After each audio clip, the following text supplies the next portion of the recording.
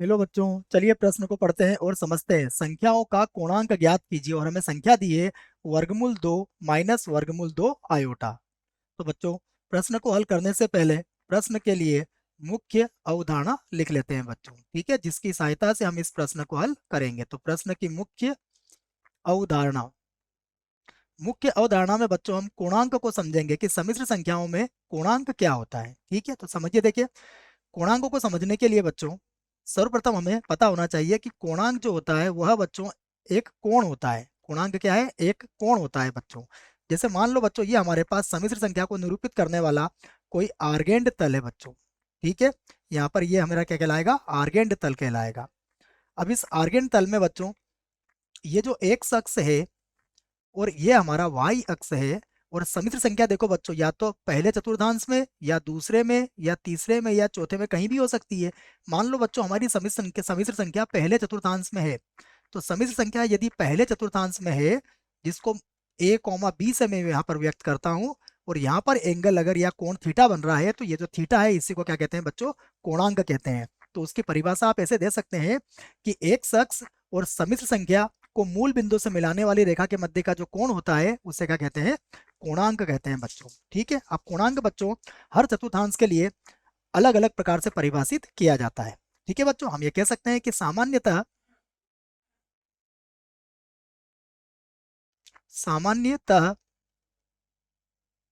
कोणांक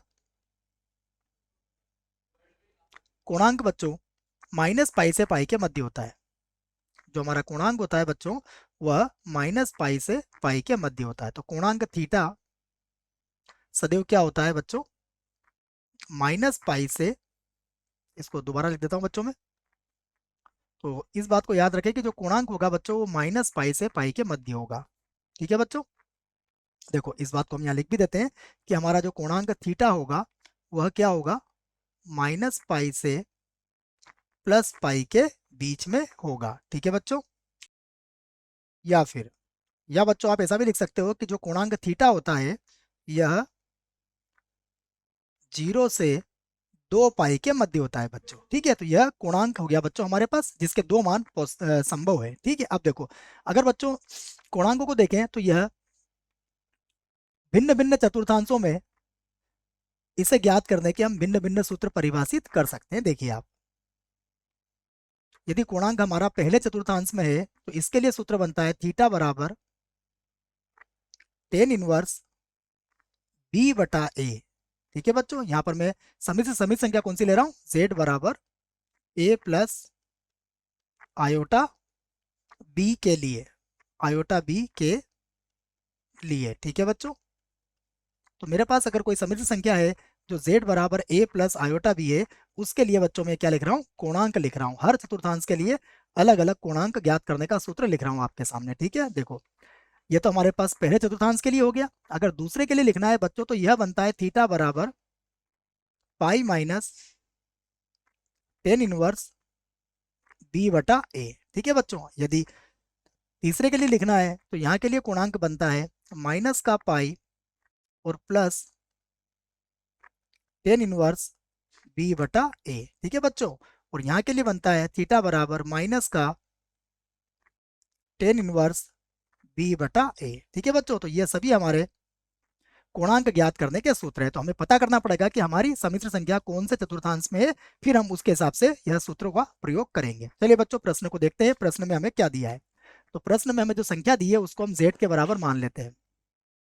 तो माना हमारे पास एक सम्मिश्र संख्या है z बराबर वर्गमूल 2 और माइनस का वर्गमूल 2 और उसके बाद है बच्चों आयोटा। तो देखिए बच्चों, यहाँ पर हमारा वास्तविक भाग तो प्लस का है और काल्पनिक भाग हमारा माइनस का है। तो देखो यह जो सम्मिश्र संख्या होगी यह हमें कहाँ मिलेगी? देखो बच्चों, इस सम्मिश्र संख्या को अगर हम देखें तो यह सम्मिश्र संख्या में देखो हमें वास्तविक भाग इसका धनात्मक है और काल्पनिक भाग इसका ऋणात्मक है। अर्थात यह संख्या यहाँ पर कहीं पर मिलेगी बच्चों। अर्थात हम ये कहेंगे कि ये कहाँ पर है? ये जो सम्मिश्र संख्या है ये चौथे चतुर्थांश में है। चतुर्थांश में है। ठीक है बच्चों, ये जो संख्या है हमारी कहाँ है, चौथे चतुर्थांश में है। ठीक है, तो अब देखिए, अतः अब हम इसका कोणांक लिख सकते हैं बच्चों। तो अतः कोणांक कोणांक थीटा बराबर, ये होगा माइनस का टेन इनवर्स बी बटा ए। ये सूत्र लग जाएगा बच्चों इसके लिए। तो थीटा बराबर माइनस का, देखो ये होगा टेन इनवर्स, देखिए बी का मान कितना है हमारे पास, बी का मान है माइनस का वर्गमूल 2, और यहाँ भी होगा वर्गमूल 2। तो थीटा बराबर हो जाएगा माइनस का टेन इनवर्स, बच्चों देखो वर्गमूल 2 से वर्गमूल 2 कट जाएगा, और ये मापांक लगा हुआ है तो यहाँ पर कितना आ जाएगा, 1 आ जाएगा। तो थीटा बराबर हो जाएगा टेन इनवर्स, और ये हो जाएगा 10 पाई बटा 4। तो देखो बच्चों, यहाँ पर हम टेन इनवर्स से 10 को हटा सकते हैं। तो थीटा बराबर हमें मिलेगा माइनस का पाई बटा 4।